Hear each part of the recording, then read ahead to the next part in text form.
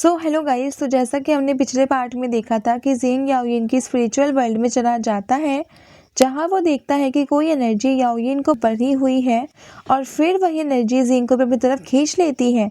यहाँ ज़ेंग की spiritual body गायब हो जाती है और फिर जब याओयिन को होश आता है तो उसे लगता है कि ज़ेंग ने उसका गलत तरीके से फ़ायदा उठाया है। इसीलिए वो गुस्से में आग बबूला हो जाती है और वो इधर उधर पागलों की तरह ज़ेंग को ढूंढने लगती है और अब से वो ज़ेंग को अपना दुश्मन मान लेती है।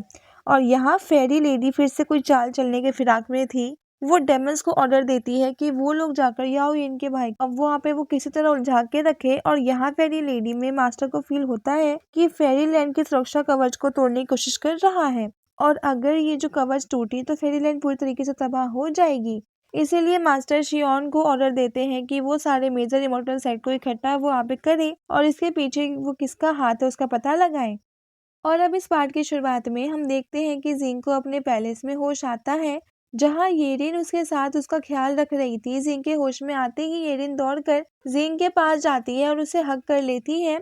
ज़ेंग के होश में न आने से येरिन बहुत परेशान थी और ज़ेंग येरिन को ऐसे अचानक खुद के इतने करीब देख करके वो ऑकवर्ड फील करने लगता है और फिर वो येरिन से पूछता है कि मैं अब कब से बेहोश था। तो येरिन बताती है कि तुम लगभग 15 दिनों से बेहोश थे। ज़ेंग चौंक जाता है क्योंकि वो काफी लंबे वक्त से बेहोश पड़ा था। उसके बाद वो अपने आप को बिना वो कपड़ों को देखकर येरिन से पूछता है कि तुमने मेरे साथ यहाँ पे वो क्या किया।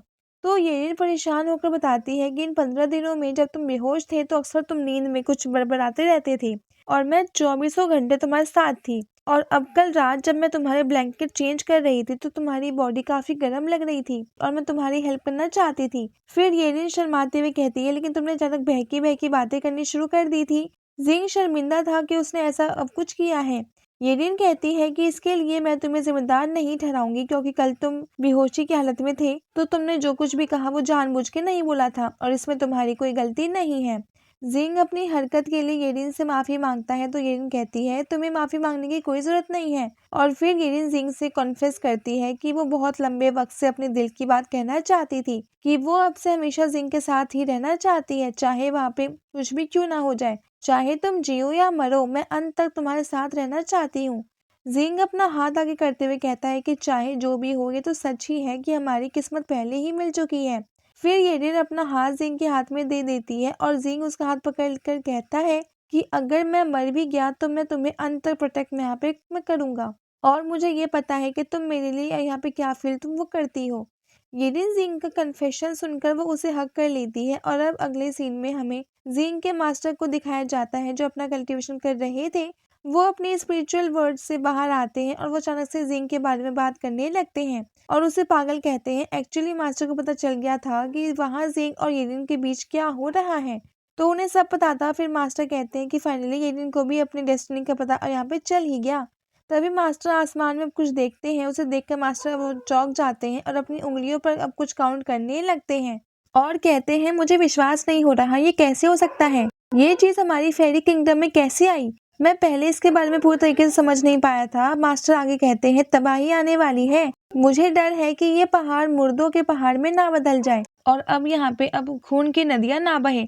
मास्टर कहते हैं ऐसा लगता है कि भविष्य में बहुत भयानक युद्ध होने वाली है। फिर मास्टर यहाँ से गायब हो जाते हैं और फिर हमें वापस ज़ेंग और येरिन को दिखाया जाता है। येरिन और ज़ेंग एक दूसरे को हग किए हुए थे और फिर दोनों करीब आने लगते हैं और जैसे ही वो किस करने वाले होते हैं तभी वहाँ मास्टर आ जाते हैं। मास्टर को वहाँ अचानक से देखकर ज़ेंग घबरा जाता है और येरिन शर्मा जाती है। तो ज़ेंग मास्टर से कहने लगता है कि आप यहाँ पे मुझे गलत समझ रहे हैं, आपने जो देखा वैसा नहीं है। तो मास्टर कहते हैं हाँ हाँ मैं समझ गया, मैं भी यही चाहता हूँ कि जल्द से जल्द मुझे तुम दोनों एक ग्रैंडसन दे दो। ज़ेंग और येरिन मास्टर की ये बात सुनकर के शर्माने लगते हैं। मास्टर कहते हैं तुम्हें अब कुछ एक्सप्लेन करने की ज़रूरत नहीं है और फिर वो ज़ेंग से कहते हैं कि अपने कपड़े पहनो और मेरे साथ यहाँ से तुम चलो, हमें जोंजियो माउंटेन जाना है, अचानक से एक बहुत बड़ी मुसीबत आ गई है। मास्टर वहाँ से चले जाते हैं और अब अगले सीन में हम देखते हैं कि ज़ेंग कपड़े पहनकर मास्टर और येरिन के साथ पैलेस के बाहर आ जाता है। ज़ेंग मास्टर से पूछता है कि जोंजियो माउंटेन को क्या हुआ है। मास्टर कहते हैं बड़ी तबाही आने वाली है और इससे ज़रूर तुम्हारा भी कुछ लेना देना है क्योंकि ये लड़ाई स्काई और अर्थ के बीच होने वाली है और तुम्हारी किस्मत भी स्काई एंड अर्थ से जुड़ी हुई है। मास्टर की सारी बातें ज़ेंग के ऊपर से जा रही थी तो जिंग कहता है कि मास्टर मैं कुछ समझा नहीं। तो मास्टर उसे एक्सप्लेन करते हुए बताते हैं कि तुम्हारी बॉडी में गॉड का ब्लड है और यही स्काई एंड अर्थ की तबाही का रीजन बनेगा। और इसी के साथ तुम्हारी गॉड बनने की जो किस्मत है वो भी जुड़ी है। इस तबाही के तुम्हारे डेस्टिनी पर भी असर होगा। और इसी के साथ ये पार्ट ये भी एंड हो जाता है। Stay tuned for the next episode. Thanks for watching.